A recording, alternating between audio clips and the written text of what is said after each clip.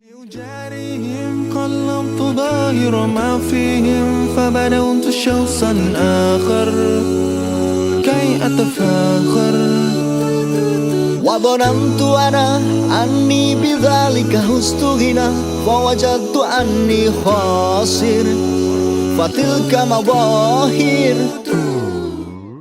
Mbak Paramita, ini kan ada perbedaan generasi, Ya. generasi orang tua yang mungkin dari era yang lama yang mempunyai putra-putra di generasi milenial. Ya. Ini kesenjangannya terlalu kadang-kadang juga terlalu susah untuk dijembatani.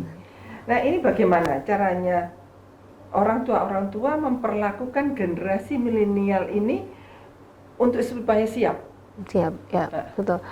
Sekarang bahkan generasi orang tua saat ini itu sudah pada pakai gadget. Jadi mereka banyak sekali akses informasi karena itu memang sangat banyak bertebaran mengenai positive parenting, mengenai cara-cara membuat anak-anak kita tuh menjadi lebih advance lagi, lebih kreatif lagi. Itu mereka sudah mulai mengakses sehingga di sini mulai ada pergeseran. Kalau zaman-zaman dulu orang tua lebih gayanya, stylenya itu lebih ke otoriter.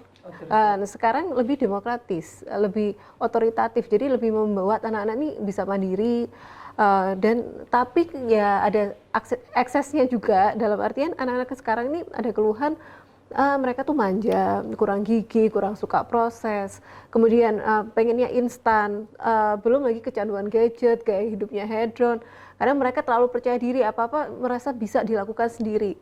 Dan mereka sangat menyukai self autonomy. Memang iya, generasi milenial dengan mereka yang sudah sejak dini melek teknologi ada kecenderungan seperti itu. Oleh karena itu kita sebagai orang tua ada beberapa hal pendekatan yang bisa kita lakukan, terutama fokusnya kita untuk lebih mudahnya dua hal ini yang kita ingat. Satu adalah sikap. Bagaimana kita menerapkan ke anak-anak kita tuh sikap positif yang berdasarkan agama, fondasi agama, menerapkan akhlakul karimah yang baik. Karena pendidikan agama ini adalah benar-benar dasar yang mutlak harus dikuasai anak-anak sejak dini untuk membentuk sikap positif. Karena dari masa ke masa, dari waktu ke waktu, sebetulnya yang tidak pernah berubah dalam kehidupan manusia ini untuk menentukan kualitas hidup yang lebih baik adalah sikap yang positif.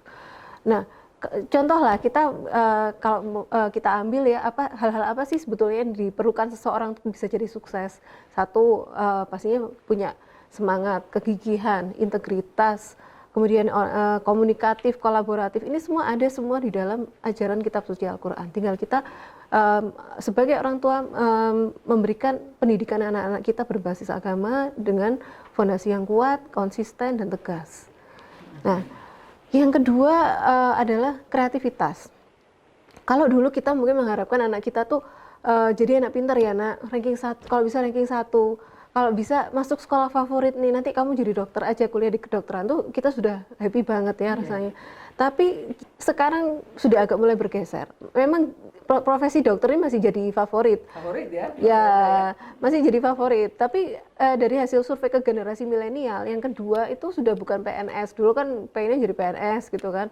Sekarang mereka lebih suka jadi entrepreneur, jadi pengusaha. Bahkan apa ya istilahnya, mereka ini sudah bergeser trennya. Kenapa? Mereka melihat pengusaha ini penghasilannya bisa tidak terbatas, waktunya bebas. Tapi ya mereka tahu sih ini resikonya juga tinggi kan untuk jadi pengusaha itu. Dan kalau kita lihat dari seorang futuris namanya Peter Drucker ya, dia seorang futuris dari Amerika, dia bilang ke depan tuh yang akan booming adalah knowledge worker.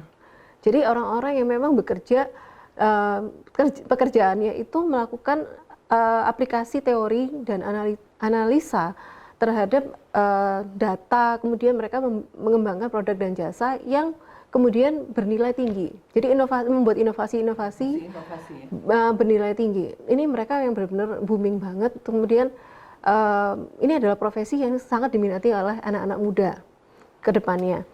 Nah, kalau kita bilang kreativitas itu apa sih sebenarnya definisinya gitu ya. Anak yang kreatif adalah anak-anak yang pastinya punya inisiatif. Dia punya inisiatif, kritis, kemudian dia energik, ulet, dan mau berkarya, mewujudkan sesuatu. Nah, untuk mendorong mereka ke arah sini, sebetulnya dasarnya kreatif itu apa? Kita lihat dulu ke belakang. Dasarnya kreativitas adalah satu pengetahuan, atau yang kedua emang anak ini sudah punya bakat, gitu kan. Mungkin kalau yang sudah punya bakat ini ya beruntung sekali, misalkan dia sudah punya bakat musik, punya bakat piano, punya bakat sport. Tapi kalau orang tua tidak mengarahkan, mendukung, memfasilitasi, mereka juga tidak jadi, gitu. Nah, kalau pengetahuan nanti kita akan bahas juga gimana sih caranya membuat anak ini jadi kreatif. Tapi yang jelas kreativitas ini sangat penting untuk ke depan, di mana anak-anak ini kita harus dorong supaya mereka bisa kreatif menghadapi berbagai persoalan hidup, mengatasi kegagalan, menemukan sesuatu yang baru yang bermanfaat dan mencari jalan untuk menggapai kesuksesan.